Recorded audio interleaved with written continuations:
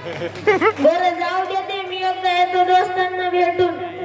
I झुमका घातली पोरं ए नदी कडीली चालली ए झुमका घातली पोरं ए नदी कडीली चालली. कसं चाललं दोस्तांना?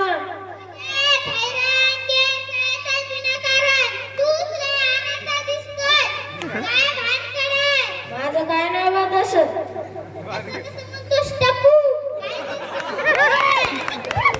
अबे उकंड्या तू म्हणाला अबे उकंड्या तुमचंच 5-6 वर्ष झालं जमाना माझं दुरण घेऊन गावाने मिरवायले. अरे टप्पू मी पण तो असंच म्हणत होतो रे पण आता आलो ना याच्याच मालीमध्ये. हा तू तर आता सगळी शाळा करतोस पण आला ना आमच्यामध्ये परत ते सगळं जाऊ दे काय ऐका नाही. असं यांच्या पार्ट्या करायच्या म्हणल्यावर देईन का यांना कोणी पोरगी सांगा बरं.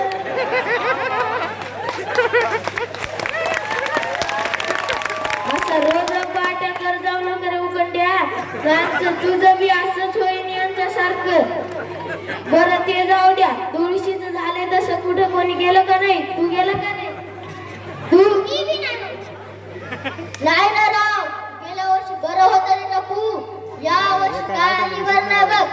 गेल्या वर्षी मला एक ठोका आता ते वैता मारचा होता. ती काय म्हणाली माहिती का तुम्हाला? काय म्हणाली? ती म्हणाली ना पसंत आहे काका मी सांगू टप्पू माझ्यात. अरे पोरगी तर म्हणली असं मला तर करायचंय ते याच्या संगच करायचंय बघ. अरे टप्पू तू मला इथं मित्र आहेस म्हणून तसं म्हणायला तसं नाही म्हणली रे. मला तिथं हारभऱ्याचं झाड चढवला तिथं ती म्हणली तो इतकंच नाक कमी इतकंच नाक कमी आणि म्हणाली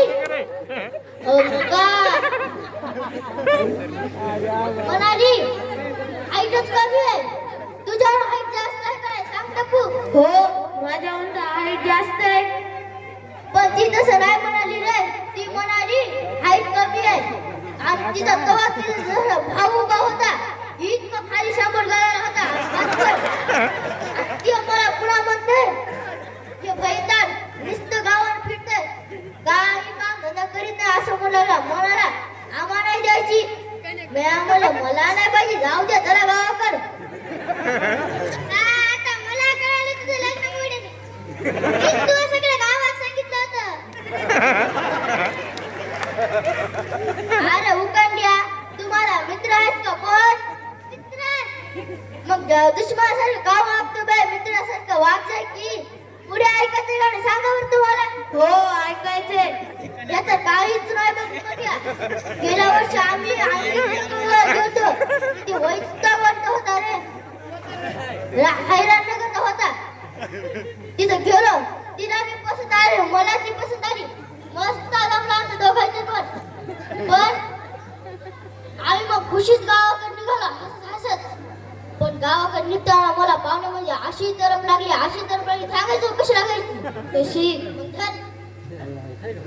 अशी लागली ती अशी बाजूला गेलो माझ्याकडे फक्त कचरा होता रे जुन्याचा माईचा पत्ता नव्हता. पाहुण्याला विचारलं तुमच्या पशी आहे का नाही?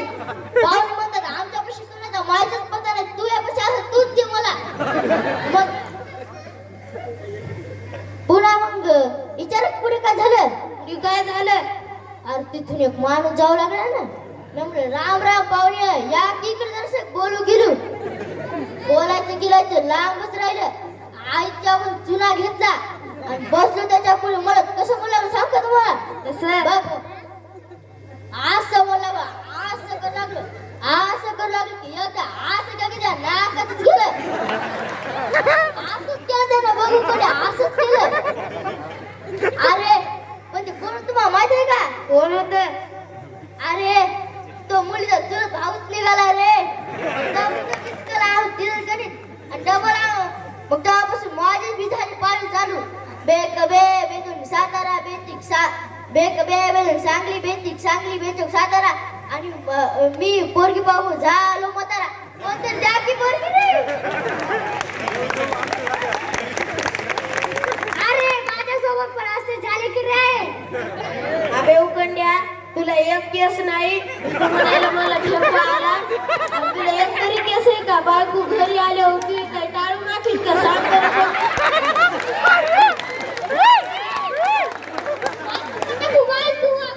कोण? कोणच्या गावचं आलतं सांग बरं ते परशेडवाडीचं गाव परशेडवाडीचं आलतं पाहुणं आमचा तिथे एक पाहुणा होता हो आता ते बी रांगोळीचं गाव पाचवाडीचं होतं ना आपल्याला ते जाऊ ते दुसऱ्यामुळे आता एक पाचवाडीचा त्याच्यामुळे आम्ही शांत चुकलं रे मनपाचं खेळ शांत चुकलं आमचं पुन्हा जुळला आणि शांत चुकलं पुन्हा झाले बेपासून पाडे बेक बे बे दोन्ही बेक बे बे दोन्ही येलधारी बेटी जाताना झाल मी केस केस नुसतं गळायचं रे हा बे त्या पाहुण्यानं काही तुला धरून हल्लं काय अरे मी पण त्या निवडणूक साहेबाच्या पाठीला गेलतो एवढ्याला खोकल्याच्या बाटल्या सगळं घेऊन गेलतो कोणत्या निवडणुकीचा साहेब रे अशी निवडणूक नाही का निवडणूक एवढ्याला खोकल्याच्या बाटल्या घेऊन सगळं गेलतो असं टाक लागले असं टाकलं घेतलं असं टाक लागलं असं टाकलं घेतलं सांगायला की बे त्यावर असं चुकलं रे त्या पाहुण्याला मला पाहिलं सांगता असं पाठीच गेलं रे डबल असं जुळलं आणि सांगता चुकलं रे त्या बायला सुद्धा ते प्यायला काय सुद्धा बॉटलला वेळी मला डबल झाले आमचे बेपासून पाडे बेक बे बे दोन्ही तरी चक्र शांत बाय झालो तुझ्यासोबत काय झालं रे गुड्डे आता